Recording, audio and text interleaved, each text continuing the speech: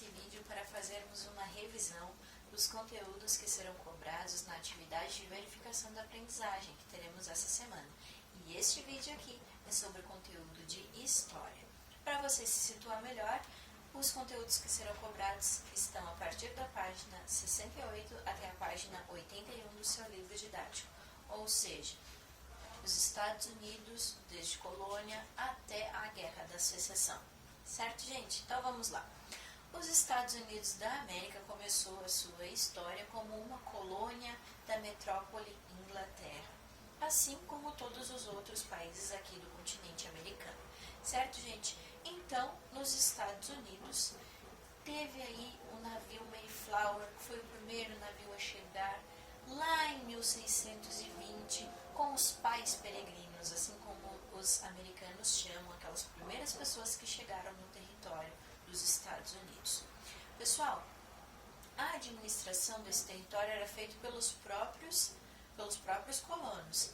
A metrópole, que era a Inglaterra, simplesmente fazia a cobrança dos impostos, mas a administração era toda com eles. Só que teve um momento aí que veio depois, que a gente já vai ver o que aconteceu, que mudou tudo. No início, eram várias colônias separadas, onde cada uma tinha uma característica diferente. Então, as colônias que ficavam ao norte eram as colônias de povoamento, onde eram as pessoas que eram normalmente vindos lá da Inglaterra com uma fuga religiosa. Eram pessoas protestantes que estavam fugindo lá da perseguição que estava acontecendo na Inglaterra contra os protestantes. Então, era uma religião chamada puritanos, tá bom, pessoal? A maioria dessas pessoas dos puritanos foi para o norte. E lá, o tipo de fazenda era um minifúndio, pequenas fazendas com apenas um tipo de plantação. O trabalho era livre, todas as pessoas que trabalhavam ali eram livres, recebiam um salário para trabalhar. Esse era o modelo de colônias das colônias do norte. As colônias do sul eram colônias de exploração, bem diferentes. Eram grandes latifúndios, grandes fazendas, e ali o trabalho utilizado era mão de obra escrava, tá, pessoal? Então, bem diferente uma da outra, tá? Então, no total eram 13 colônias, as do norte de povoamento e as do sul de exploração. Só que aconteceu uma coisa lá na Inglaterra, lá na Europa. A Inglaterra e a França entraram numa guerra, a Guerra dos 7 Anos. E para essa guerra foram usados muitos recursos econômicos. Então, para conseguir dar a volta por cima nisso, a Inglaterra começou a cobrar muito mais exigentemente, ser muito mais rígido com suas colônias, inclusive com os Estados Unidos, tá, pessoal? Então, muita exigência, muita rigidez aí na cobrança de impostos da Inglaterra sobre os Estados Unidos. Então, com esse controle aí endurecido, houve um aumento da exploração das pessoas que viviam ali na colônia, tá? E tudo isso que estava acontecendo acabou gerando o processo de quê? Da independência dos Estados Unidos, tá, pessoal? Mas como que isso aconteceu? Além dos impostos que já existiam lá nos Estados Unidos da América, que a colônia tinha que pagar para sua metrópole, que a metrópole era a Inglaterra. Além de tudo isso, ainda tiveram mais leis que a Inglaterra decretou. Lei do chá, lei do selo, lei do aquartelamento e a lei do açúcar. 4 leis aí que a Inglaterra decretou contra a sua colônia dos Estados Unidos. Então, todo o açúcar que viesse para os Estados Unidos tinha que ser diretamente trazido pela Inglaterra, e eles teriam que pagar um imposto a mais, além do que eles já pagavam antes. Então, não podia comprar de nenhum outro lugar. O chá, que é uma coisa assim, muito cultural dos ingleses, e eles trouxeram isso para os Estados Unidos naquele período, também eles tiveram que passar a pagar um imposto a mais. Eles já não gostaram disso nesse momento, depois vai piorar. A lei do aquartelamento quer dizer que as pessoas, que os colonos, eles tinham que fornecer auxílio para os soldados ingleses que chegassem na colônia, fornecer para eles um lugar para dormir, fornecer alimento e além de pagar impostos para eles. Então, eles não gostaram nada disso. As pessoas que estavam vindo ali para cobrar eles ainda tinham que tratar super bem? Não gostaram, tá? E a lei do selo quer dizer que tudo que fosse impresso deveria ser pago o selo daquela impressão. Então, jornais, panfletos, livros, tudo que fosse impresso, que eles já pagavam um imposto normal, agora teria que pagar mais o selo daquela impressão. Então, muitos outros impostos que surgiram aí, tá, pessoal? Nesse mesmo período em que isso tudo está acontecendo ali nos Estados Unidos e na Inglaterra, lá na França está surgindo um pensamento chamado iluminista, que a gente viu que é um pensamento que ele vai contra o antigo regime. O que é o antigo regime? Ir contra os reis absolutistas. E a Inglaterra tinha aí um rei absolutista que estava cobrando muito pesado, muito rigorosamente da sua colônia. Então essas ideias começaram a ser muito populares ali nos Estados Unidos entre os colonos. E essas ideias acabaram aí influenciando o que a gente vai chamar de Revolução Americana, que é o processo que vai levar os Estados Unidos até a sua independência da metrópole que era a Inglaterra. Tá, galera? Então, a Revolução Americana baseada em ideias iluministas, e tudo isso aconteceu devido à cobrança, exigência feita pela metrópole sobre os Estados Unidos, tá bom? Então, pessoal, houveram várias reuniões entre os colonos para acabar com essas leis que estavam acontecendo. E cada vez que eles conseguiam derrubar uma lei, a metrópole colocava ela em pé de novo. E eles tentavam de novo revogar a lei e a metrópole baixava o decreto fazendo a lei revigorar. Então, gente, quando eles conseguiram fazer voltar a lei do chá, os colonos acharam aquilo horrível. Porque pode mexer em qualquer coisa, menos no nosso chá. Eles ficaram tão irritados com isso, que eles acabaram fazendo aí o que a gente chama hoje de a festa do chá de Boston, a Boston Tea Party. Eles entraram nos navios que traziam o chá para os Estados Unidos e jogaram todo o chá no mar, porque aquela era uma maneira de revolta deles, que eles não aceitavam mais essas leis. Então eles fizeram alguns congressos, foram 2 congressos em que os colonos se reuniram para decidir o que fazer contra a Inglaterra. No primeiro congresso, eles decidiram o quê? Fazer um boicote aos produtos que vinham da Inglaterra e não aceitariam as leis. Só que isso não funcionou. A Inglaterra continuava cobrando aqueles altos impostos. Aí no segundo congresso eles decidiram que não tinha mais jeito. Tinham que cortar relações totalmente com a metrópole. E neste momento, então, eles declararam a independência dos Estados Unidos da América, em 4 de julho de 1776, data que eles comemoram muito, eles são muito patriotas. Só que isso levou o quê? A uma guerra. A Inglaterra não queria ficar sem a sua colônia.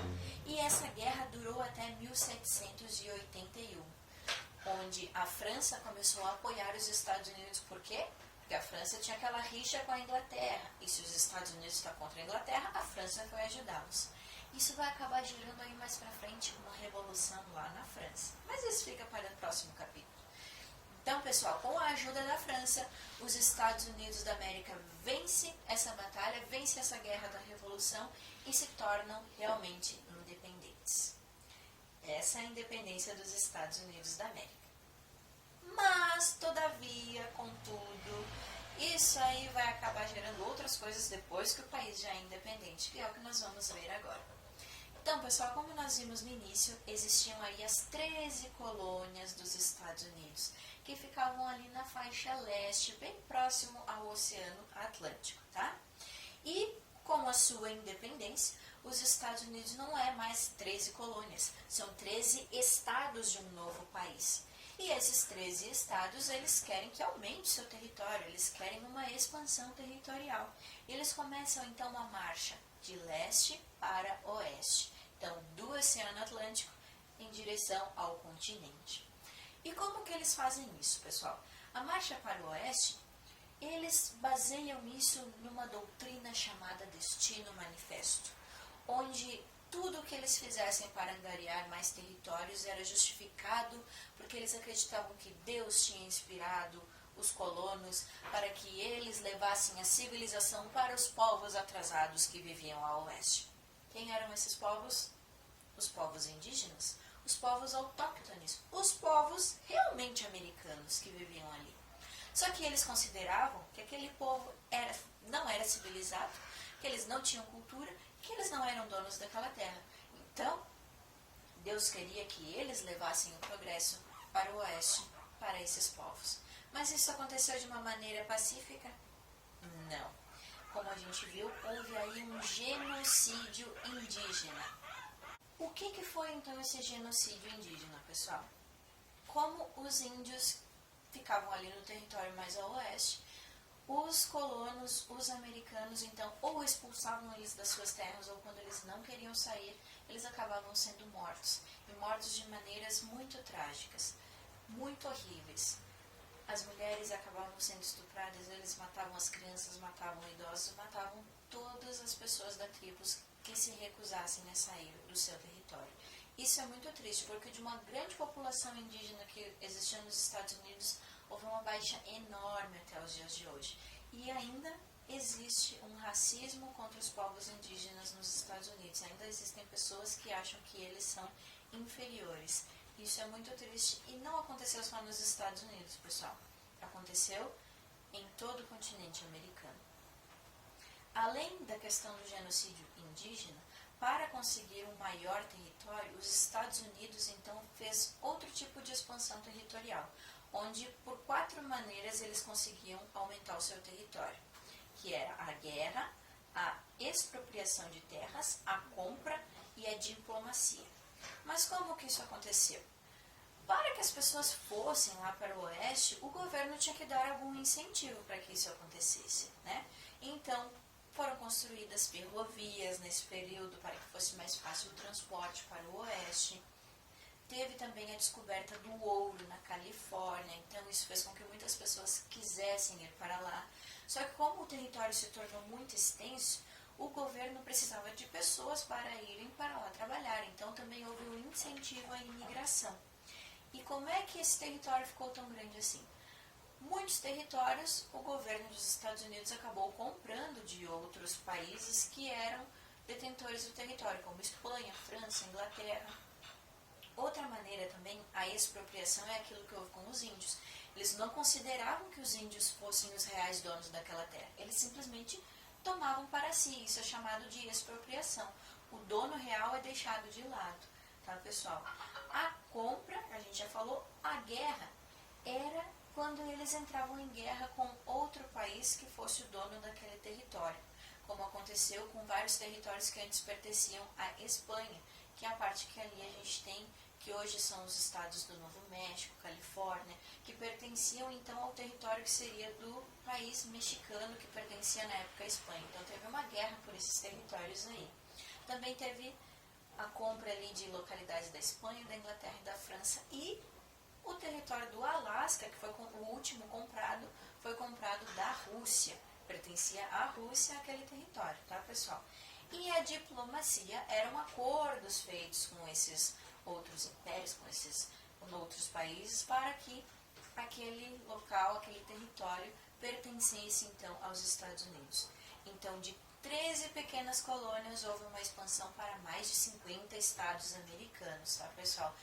Do leste em direção ao oeste, de litoral ali, costa do Oceano Atlântico, até entrar todo o continente, tá bom? Assim se deu a expansão do território americano. Com todo esse território aí, as características de norte e sul permaneciam, pessoal.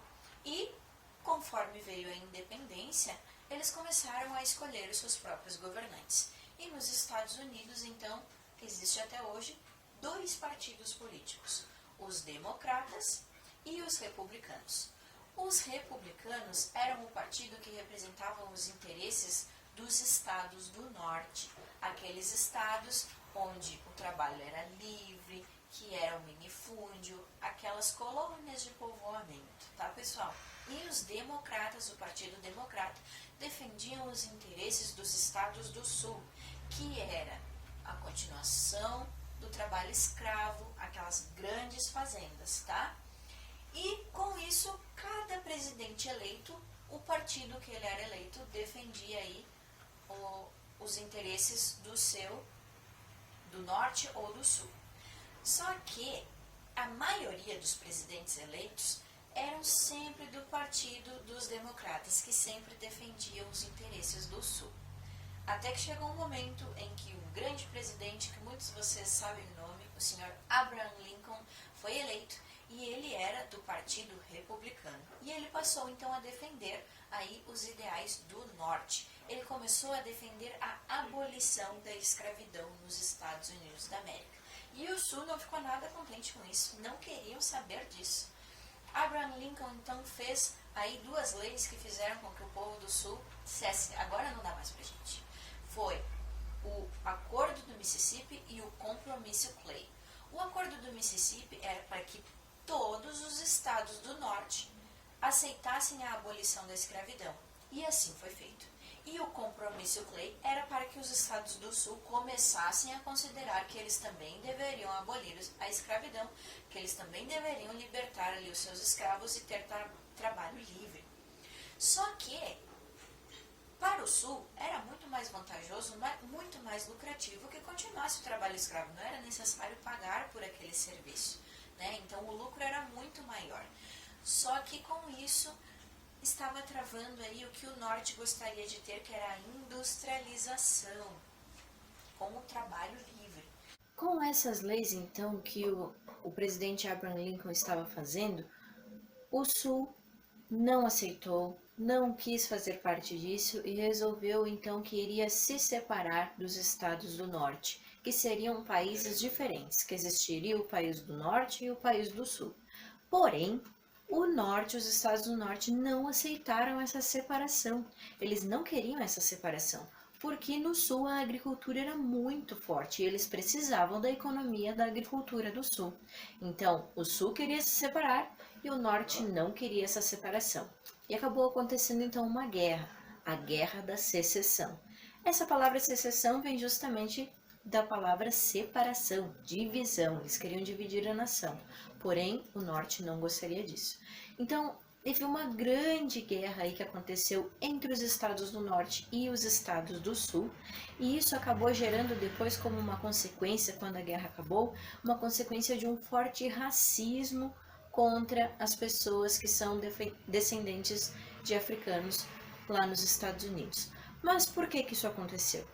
Lembram que os estados do norte, eles queriam que fosse abolida a escravidão? E os estados do sul não queriam isso? Pois bem, as pessoas dos estados do sul, eles mandavam, inclusive, seus escravos para lutar para que a escravidão permanecesse. Já no norte, todos lutavam para que houvesse a abolição da escravidão, para que todos fossem livres. Então, quando o sul perdeu, porque essa guerra foi ganha pelos estados do norte, quando o sul perdeu, o sul colocou a culpa de terem perdido esta guerra nos seus escravos e depois eles tiveram que libertá-los. Então, surgiu a partir desse momento um grande sentimento racista, onde eles consideram inferiores as pessoas que têm a pele negra. E isso vem se alastrando, vem se repetindo até os dias de hoje. Se vocês perceberem, os estados do sul dos Estados Unidos são muito mais racistas do que os estados do norte, justamente por isso. Outra situação que acabou acontecendo foi a formação de uma entidade chamada Ku Klux Klan, a KKK, que é uma seita que se diz ser religiosa, mas que logo que acabou aí a Guerra da Secessão, eles passaram a perseguir pessoas negras, passaram a perseguir e matá-las. Fizeram várias manifestações para uma raça pura dentro dos Estados Unidos. Então, pessoal, essa é uma das consequências ruins, fora que foram milhares de mortos nessa guerra. Mais do que isso somente na Primeira e Segunda Guerra Mundial. Então foi uma das guerras onde mais houveram perdas de pessoas, onde mais houve mortes. A Guerra da Secessão nos Estados Unidos.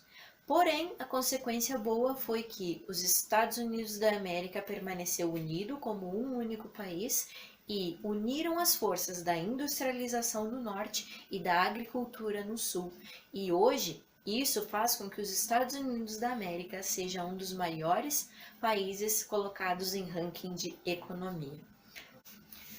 Certo, galera? Então essa foi a revisão de história aqui do 8º ano. Aguardo vocês na atividade de verificação.